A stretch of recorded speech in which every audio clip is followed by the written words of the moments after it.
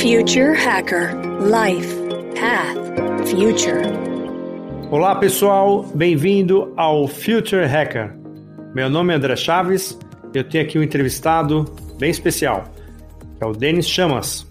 O Denis lidera equipes globais de transformação digital há mais de uma década, tanto em grandes empresas como grandes agências, né? Ele é responsável pela frente de transformação tecnológica da Philip Morris aqui no Brasil e por estratégias de inovação transversal, né? Ele é mestre em tecnologias da inteligência e do design digital pela PUC, certificado em inovação radical pelo MIT, futurista e especialista em foresight estratégico pelo Institute for the Future. Também é professor do Miami Ed School e comanda o Startup Head Lab, focado em pesquisa de maturidade tecnológica, hack de cognição e construção de cenários. O trabalho sempre busca soluções não convencionais para a aceleração de futuros desejáveis para pessoas e organizações.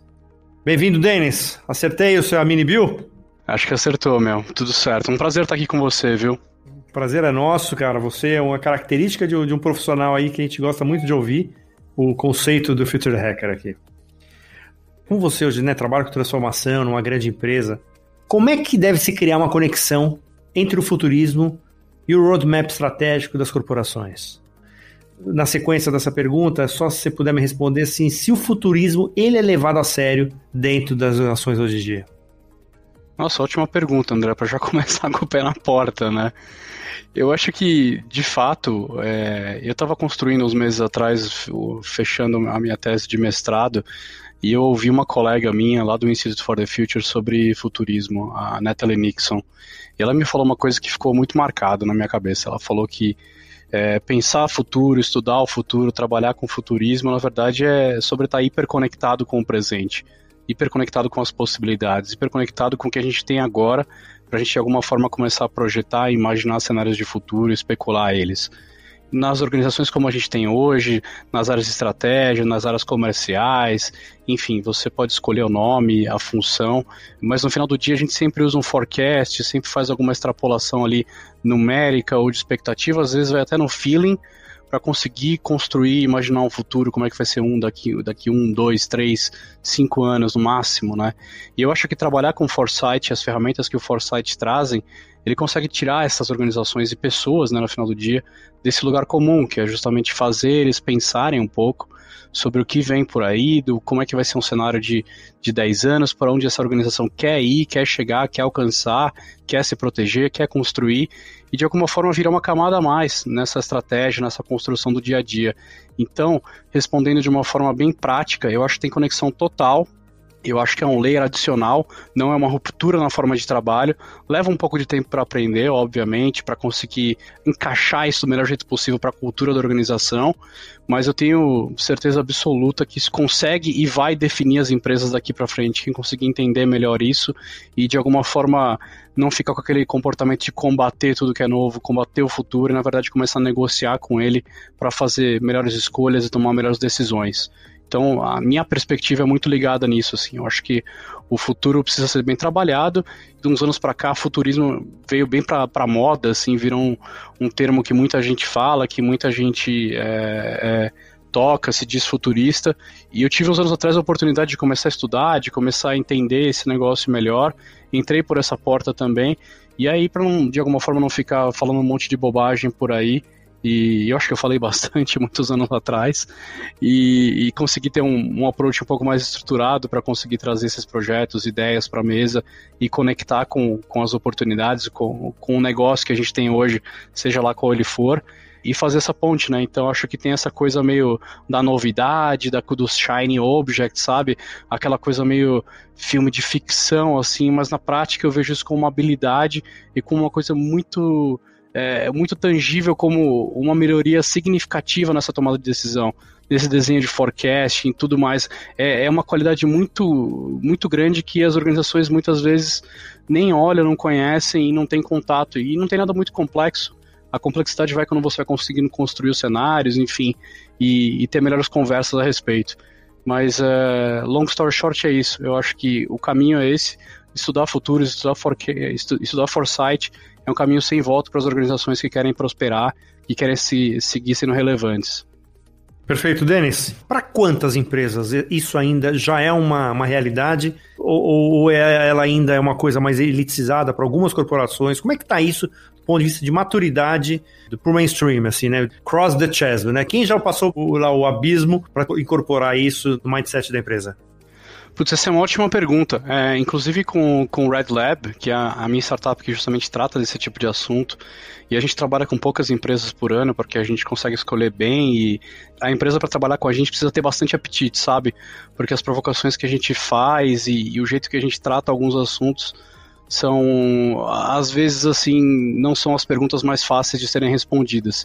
E pegando esse gancho, quando a gente começa a imaginar o futuro, como vai ser a sua frota de vendas, sua frota de logística, seu time de vendas, o que for, essa ressignificação pode ser muito sensível para algumas pessoas, para alguns segmentos, ou você quer entrar em algum mercado que talvez seja estratégico, que ninguém está fazendo ainda. Então, o foresight acaba sendo praticado de uma forma muito confidencial a maior parte do tempo. Ou, às vezes, numa corporação multinacional, por exemplo, o time central tem contato com isso, tem o desenho do que vai ser o futuro da organização e vai meio que plantando as sementes nas afiliadas, nas filiais mundo afora.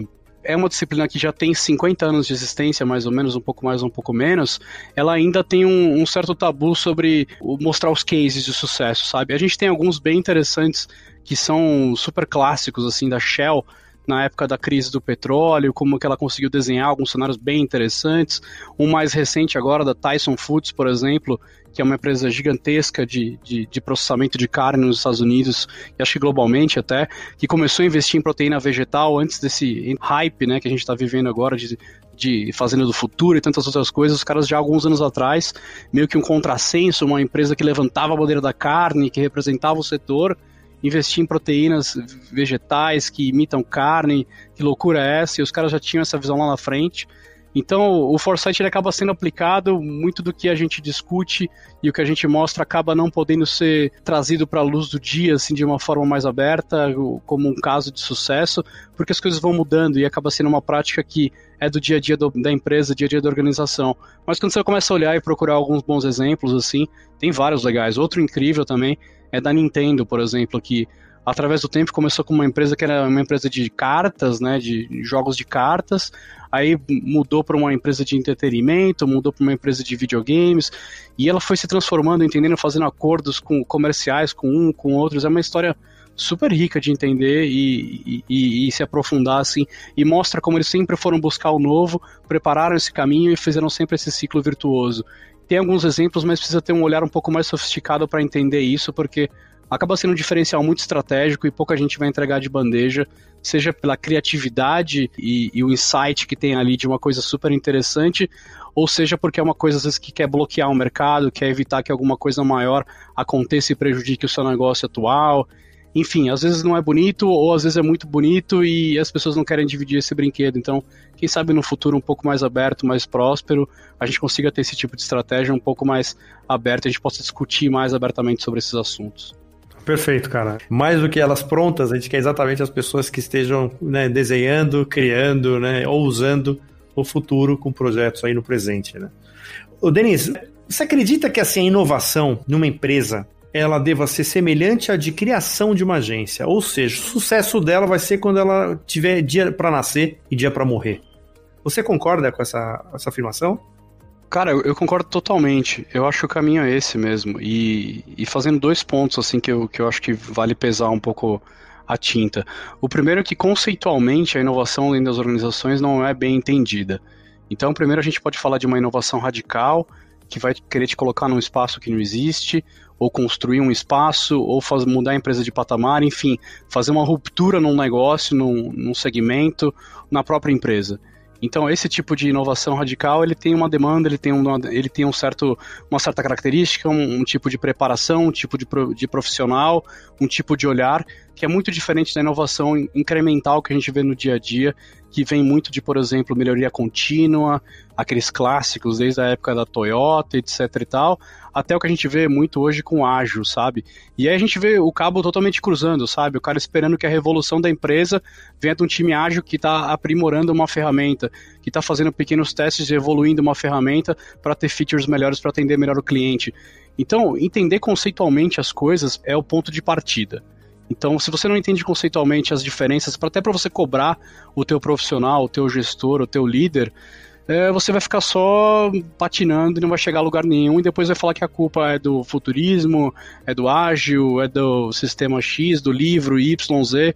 Mas se você for por outro caminho também, tem uma ferramenta super interessante de foresight que chama backcasting, que é basicamente você imaginar primeiro onde você quer chegar, a tua praia, o teu objetivo principal. Pô, eu quero ser a empresa que melhor atende o consumidor, eu quero ser o número 1 quando o cara tá em busca de prazer, em busca de entretenimento, em busca de resolver um problema, em busca de tratar a roupa dele. Eu quero ser essa empresa.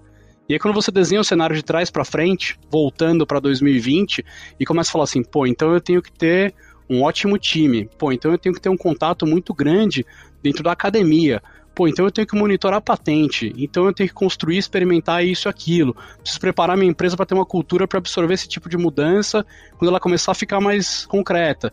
Então, esses exercícios acabam sendo, de alguma forma, muito simples, que eu consigo descrever para vocês aqui, vocês não precisam enxergar, nem ver um vídeo, e as empresas simplesmente não fazem, e muitas delas mais do que isso, você não consegue nem falar assim, tá, qual que é o objetivo da sua empresa? É gerar lucro para os shareholders. E o que mais? Cadê o impacto? Cadê tudo? E ninguém sabe responder isso. Empresas gigantescas que eu já tive a oportunidade de conversar, de trabalhar, de trocar, às vezes você não sabe para onde está indo, né? O nosso papel hoje, ainda de ter uma área de transformação, de inovação, ele é fundamental, mas a gente tem que ser os enablers, a gente tem que ter uma atuação totalmente transversal. Eu tenho que ter a humildade de sentar com um cara de commercial, que está trabalhando com todo esse, fazendo esse mundo de vendas funcionar e harmonizar, e ao mesmo tempo eu tenho que conseguir trazer soluções e sugestões e possibilidades diferentes do que esse cara vê e conseguir construir junto com ele, sabe? Por isso que a parte de aprender, a parte de cognição, para mim, é fundamental, porque não é sobre quem sabe mais de tecnologia, de inteligência artificial, é sobre como eu consigo habilitar um cara que tem um conhecimento comercial absurdo que eu jamais vou atingir, a trazer para ele uma ou duas ferramentas, uma língua nova para ele falar nesse ambiente de inovação aberta e abrir portas que a gente jamais imaginou que esse cara ia conseguir fazer, ligar esses pontos, sabe? E aí, amigo, o céu é o limite. E eu acho que o papel de quem é inovador é justamente esse, sempre buscar essa auto-obsolescência, usar o que você tem de melhor para conectar as pessoas e trazer de alguma forma para quem está em volta de você na organização esse repertório de inovação sofisticado que de alguma forma traga para eles mais benefícios para o dia a dia e a gente consiga impactar, ter resultado, que eu acho que é isso que importa. E aí, quando a gente tiver esgotado o nosso repertório, a gente vai buscar o próximo, e o próximo, e o próximo, e isso vai virar um motor, e eu pessoalmente que sou apaixonado por inovação, para mim isso é incrível, eu quero mais buscar o novo, e a gente consegue até, a partir dessa abundância de conhecimento e não ter essas barreiras, e dividir isso de uma forma aberta e radical com seus pares e colegas, ganhar muito respeito e ganhar muita confiança de quem está do seu lado. Então, acho que esse, para mim, assim, é uma coisa que eu tenho conseguido fazer no meu dia a dia, que de alguma forma me enche de orgulho. Muito legal, cara. Agora sim, uma pergunta mais provocativa, né? Fazer hoje uma entrevista bem provocativa com você aí para te explorar. Esses processos realmente funcionam? Eles efetivamente mudam o curso de uma empresa? Eles podem mudar o curso de uma empresa? Ou eles sucumbem antes de ser integradas por conta da cultura da empresa? Esse é um ótimo comentário, porque tem aquela questão, eu não lembro quem sempre fala a respeito disso, fala dos anticorpos da empresa para absorver essas novidades, destruí-las no caminho, né? Confesso que alguns anos atrás eu imaginava a inovação aberta como função principal, de alguma forma, trazer um pouco de educação para as organizações e para os executivos. Então, se de alguma forma eles conseguirem ter contato, serem sensibilizados pela forma que essas organizações menores, mais ágeis, com menos legado, trabalham e conseguirem fazer esse paralelo com o dia a dia deles, emplacando uma parceria ou não, eu já me dava por satisfeito. Eu acho que é um ótimo caminho para a gente trilhar. Essa palavra inovação aberta para mim é muito significativa, porque fala de abertura, né? Fala de construção coletiva, fala da empresa abrir e falar, vem aqui, a gente não sabe, vamos trabalhar junto, vamos desenrolar, vamos construir. E, putz, isso está muito longe ainda, né? Muito longe. A gente não tem essa maturidade para lidar com isso. E aí cai para um outro desenho que eu acho mais bizarro ainda, que é a questão de usar as startups, as empresas menores, ou scale-ups, o nome que vocês quiserem, como um fornecedor mais barato. a agência cobra tanto, eu vou chamar esse cara pequenininho aqui e vou esfolar ele porque ele precisa de mim. Qual que é o futuro de uma relação dessa, sabe? Não faz nenhum sentido. Então tem grandes questões aí que precisam ser discutidas. E eu observo muito algumas empresas investindo pesado em inovação, entre aspas, né? Porque eles acabam criando uma gestão de portfólio de projetos que eles fazem com empresas de fora, às vezes, ou não.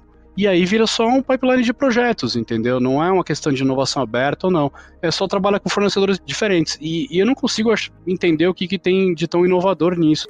Eu acho que tudo passa por essa questão da abertura, sabe? Estamos abertos para conversar com um cara desse? Ele não é um fornecedor, ele é uma empresa que tem, às vezes, um produto, um serviço. Como que eu posso ajudar esse cara e, ao mesmo tempo, conseguir construir uma plataforma que eu vou me beneficiar e esse cara também vai poder tracionar depois com o que a gente está construindo junto? O que eu consigo trazer de volta para a comunidade, sabe? E aí você tem uma marca empregadora, você tem outros assuntos muito mais legais para tratar do que simplesmente fazer um corte de custo ali esfolando um fornecedor, sabe? O caminho, na minha visão, é muito por aí, sabe? Quem sabe aí com alguns anos, entendendo esse jogo um pouco melhor, as empresas consigam aproveitar e ter uma troca, porque ser parte do ecossistema é importante. Você não vai ter sempre todo o dinheiro do mundo, com todos os recursos, com todos os especialistas do mundo do teu lado. Se você puder contar com o ecossistema e com boas parcerias do teu lado para desenvolver alguma tecnologia, ou pelo menos para saber o que está acontecendo, você tem muito mais chance de sair na frente que um concorrente seu, por exemplo. Perfeito, concordo em gênero, número e grau. E eu no próximo bloco eu vou dar um exemplo pessoal, exatamente isso que você está falando. Pessoal, até mais. Logo mais o segundo bloco com um papo ótimo com o Denis Chamas. Future Hacker. Life. Path. Future.